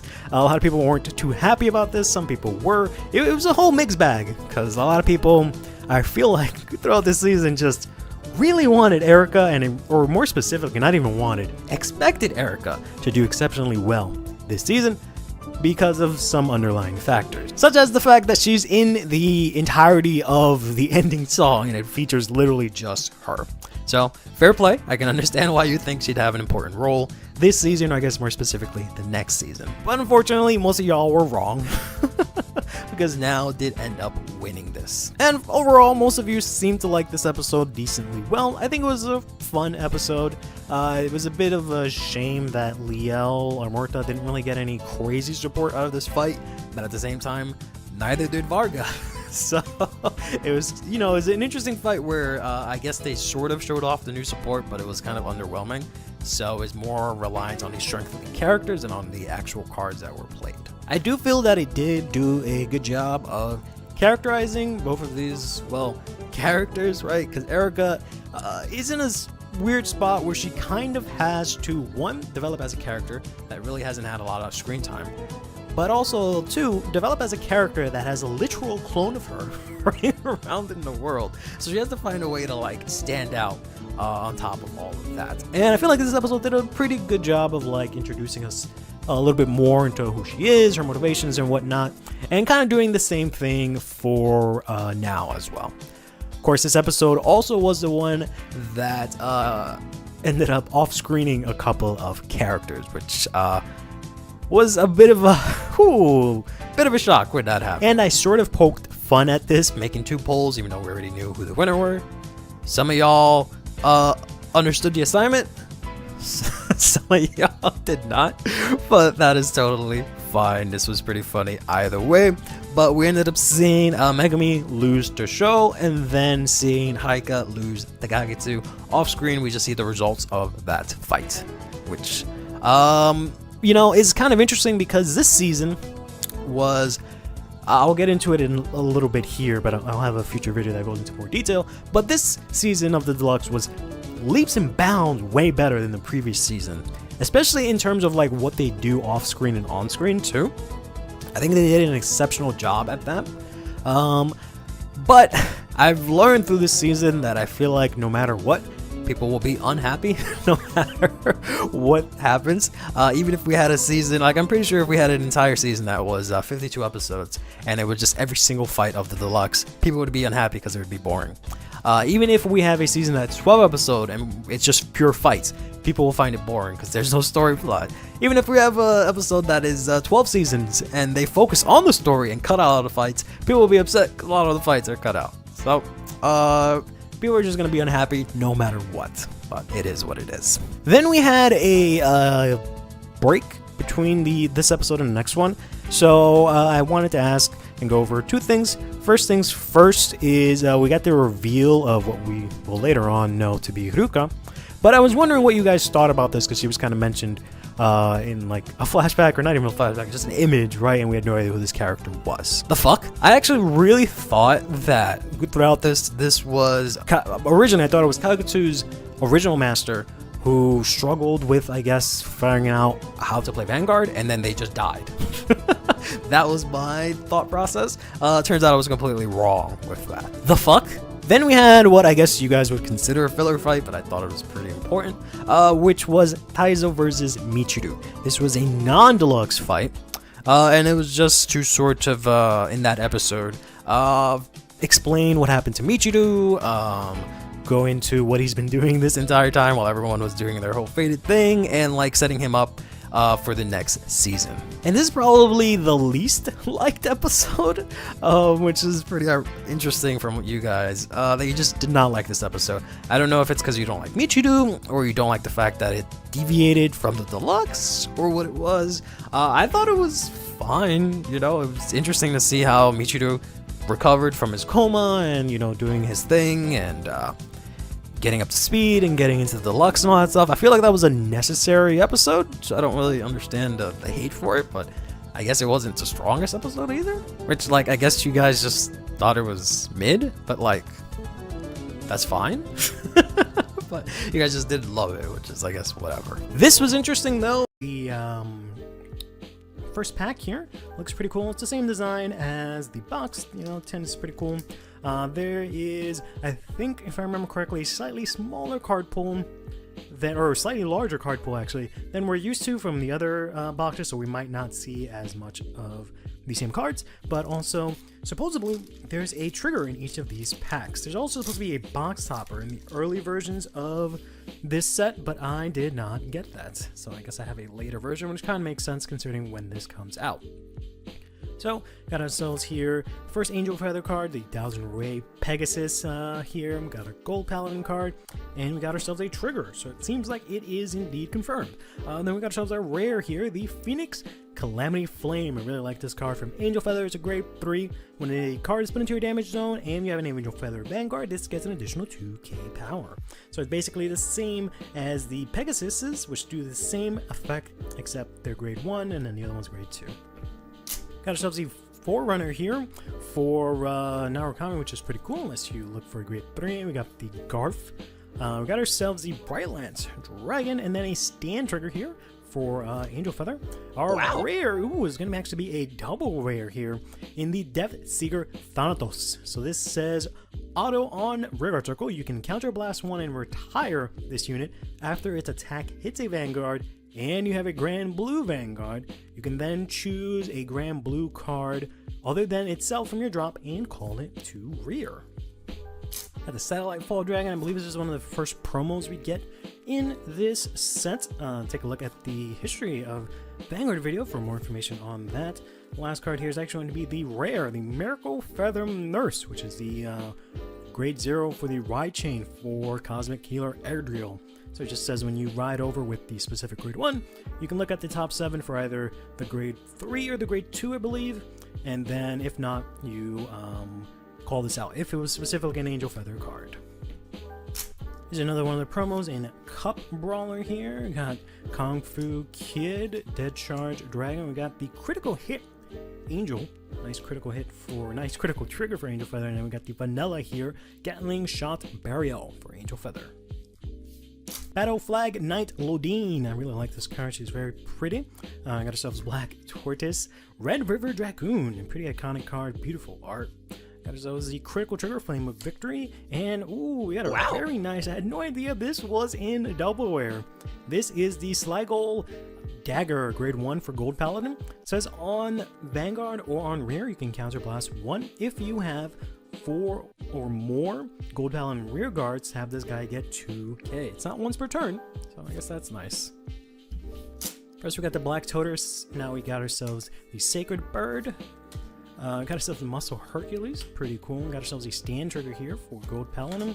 And then our rare is actually going to be the Fate Healer Argodale, which if you have the grade 1 of this ride chain in your soul, this gets 10k, and then when you ride over it with the grade 3, you choose 2 cards.